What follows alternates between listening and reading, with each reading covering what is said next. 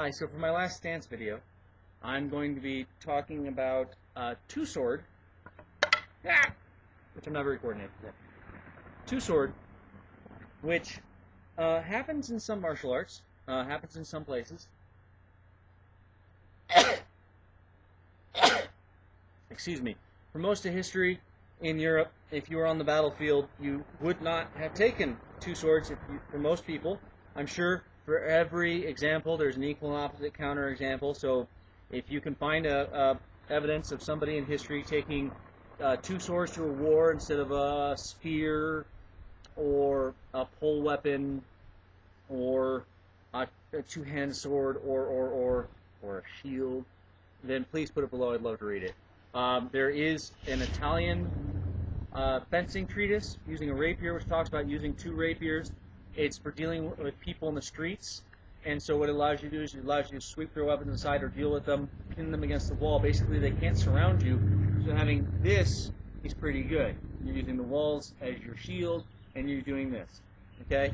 However, in Eskrima, they use two all the time. The Eskrima sticks are much shorter. They're not 36 inches long like swords tend to be. The parangs are much shorter, single-edged weapons. And this is the example. Most places didn't do this. Musashi did.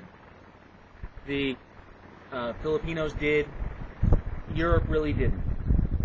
You're going to find plenty of examples where people will talk about somebody doing a sword and an axe or a sword and a dagger. These are exceptional, and that's why they're being talked about. This wasn't the, oh, this is the standard modus operandi. Look, we know about shields because they're good. If I can keep the other guy from hitting me, great. But I tore my shoulder, my left shoulder, using a shield like I spoke about in another video, a kite shield. And I initially could barely move it. So I went and I did a lot of single sword work. I got my ass kicked. But I was out there fighting and having a good time.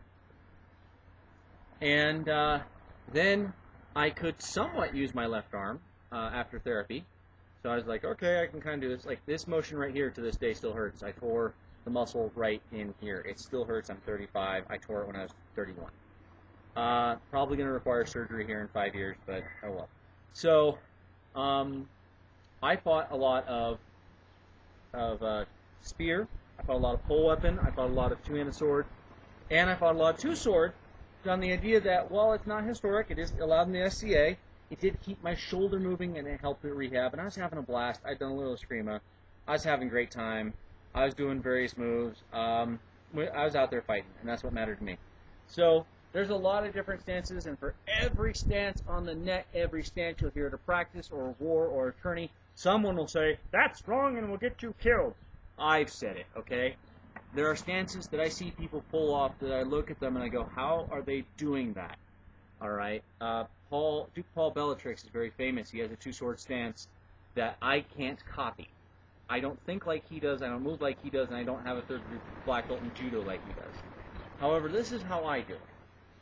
I generally tend to stand with my left leg forward, my left hand out here, my right hand back here.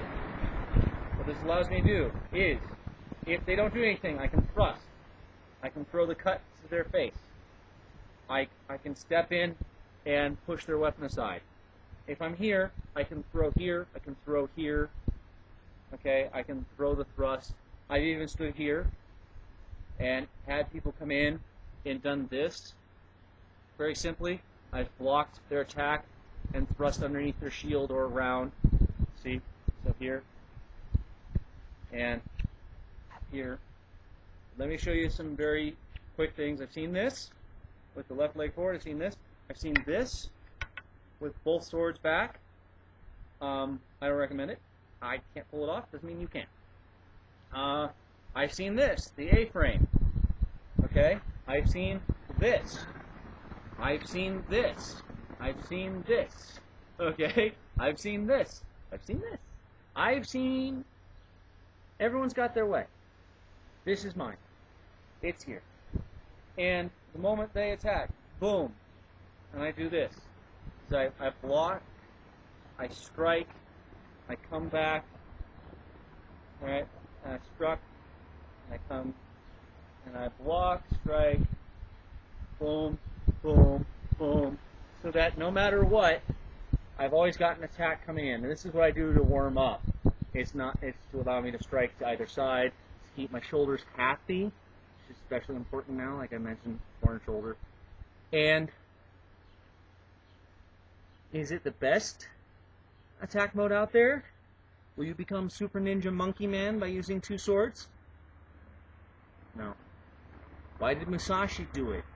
Because he was allowed to. The Daisho, the Wakizashi and Katana came with everybody. There was a bunch of arguments going on in his time, and he went, well, I have 2 swords, why don't I use 2 swords? And that's eventually what he went. Musashi was a complete asshole. He was a genius swordman, okay, and his lineage in his sword school lives to this day. And so does his book, The Book of 5 Rings. Anyone who's going to say, well, Musashi did it, yeah, okay, and watch any Super Bowl, watch any Olympics, okay? This is the kind of person you're talking about. You're talking about someone who, if he was in football, he would have been in the Super Bowl.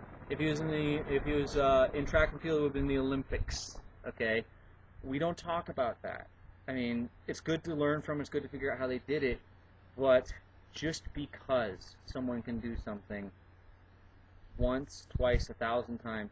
Look at Bruce Lee's one-inch punch. We have lots of film of him doing it 1,000 times. He's doing it very well. It's brilliant. Oh my God. I have tried it oftentimes. I've talked to a lot of people who've tried it a lot. We aren't Bruce Lee. I've done it a few times. I know other people who've done it a lot more and who've done a lot less. When it works, it's brilliant. However, if Bruce Lee could do it as often as he claimed, which wouldn't surprise me, he was Bruce Lee, then, yeah, of course he'd use it. If he could do it somewhat on command. There's what I call blue moon moves versus daily moves. A jab to me is a daily move. In Taekwondo, the spinning wheel kick where you spin around and you kick out, and yeah, that's a blue moon move. It does work. It does happen sometimes. You can't rely on it.